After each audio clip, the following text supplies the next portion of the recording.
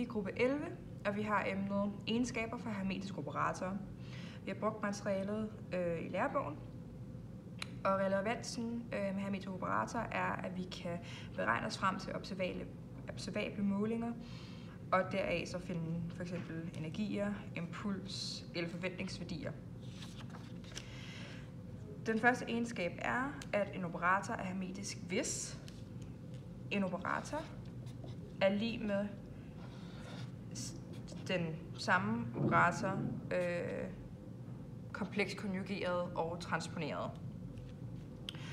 Og den er hermetisk, hvis det gælder, at en funktion C, hvor man benytter en operator på funktionen CJ, også er lig med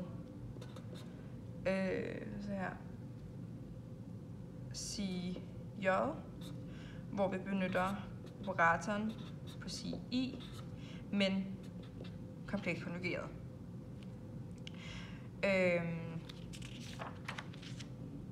Hermetiske operatorer har reelle egenværdier, og derfor så bruges disse til at repræsentere observable, som skal være reelle og ikke kan være komplekse.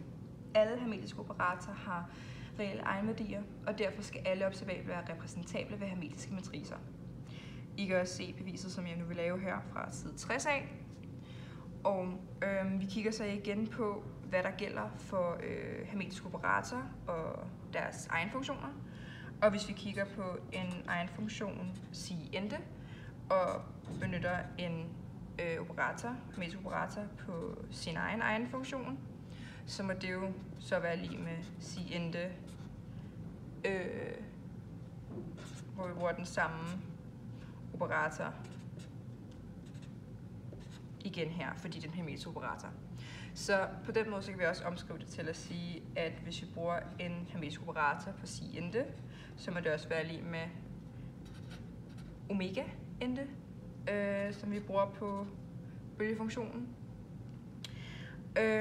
Og det vil sige, at hvis vi så omskriver det her til det her, så får vi pludselig, at CINDE, hvor vi bruger omega på kætten, også må være lige med det samme, hvor vi har omega ende på CINDE by bran. Og når vi ved, at bran altid er kompleks konjugeret, så må det være lige med CINDE ganget ind, og herover den kompleks konjugerede ganget ind. Hvis de hermetiske operatorer så skal have reelle egenværdier, så må det betyde, at hvis vi trækker de to omegaer fra hinanden og ganger den på denne, og det her det skal give 0, så bliver det her nødt til at være større end 0, og den her kompleks konjugerede bliver nødt til at være reel, for de bliver nødt til at være lig hinanden, for at det her giver 0, for at den her giver 0. Det næste vi kigger på, det er, at hermetiske operatorer har ortogonale egenfunktioner. Og det vil sige, at deres egenfunktioner, eller deres egenfunktioners overlap, integrale må give 0. Og der har vi også et bevis, som man kan se på side 61. Og der kigger vi igen og ser, at hvis vi har en eller anden bølgefunktion, og vi benytter en operator, en hermetisk operator,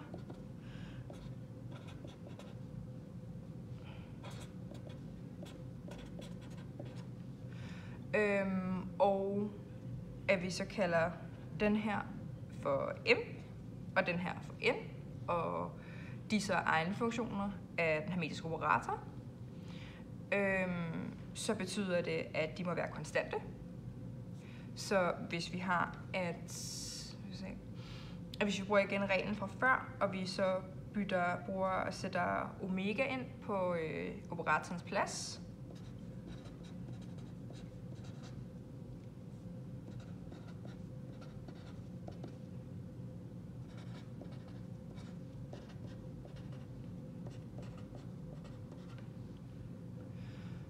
og vi bagefter så trækker omega ud fra parentesen, eller fra braketten.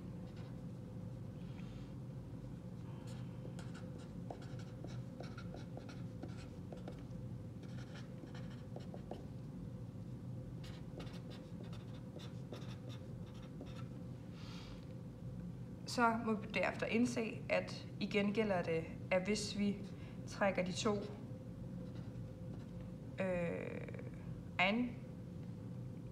egenværdier fra hinanden og ganger den på vores braket,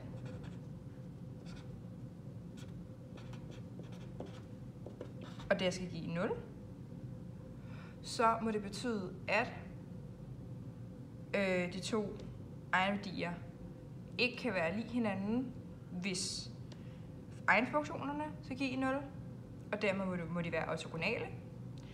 Vi skriver det op, sige, at hvis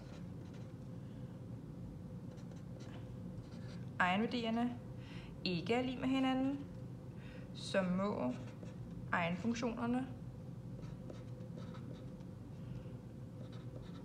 give 0, og derfor må det være lig med ortogonale. Og hvis vi i stedet for har, at de to egenværdier er lig med hinanden, så må det betyde, at det her må det være lig med noget, vi ikke kender. Og de behøver derfor ikke at være ortogonale. Så kigger vi på den 5. egenskab, og det er, at hermetiske operatorer er ortonormale, hvis den her braket er lig med delta, og hvis vi så kigger på, at m og n, det vil sige, at de to egenfunktioner er lig med hinanden, så må det give 0.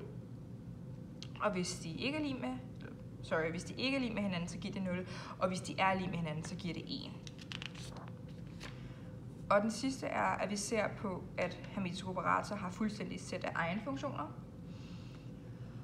Og det betyder egentlig bare, at det giver en mulighed for at finde et eksakt resultat frem for en tilnærmelse. Og der kommer vi så tilbage til, hvorfor det er, at de er rigtig vigtige for os, og hvorfor de er relevante. At vi kan finde et eksakt resultat, beregne os frem til en eksakt måling, og det ikke bare er en tilnærmelse for en energi, men en decideret, f.eks. energi eller impuls eller lignende.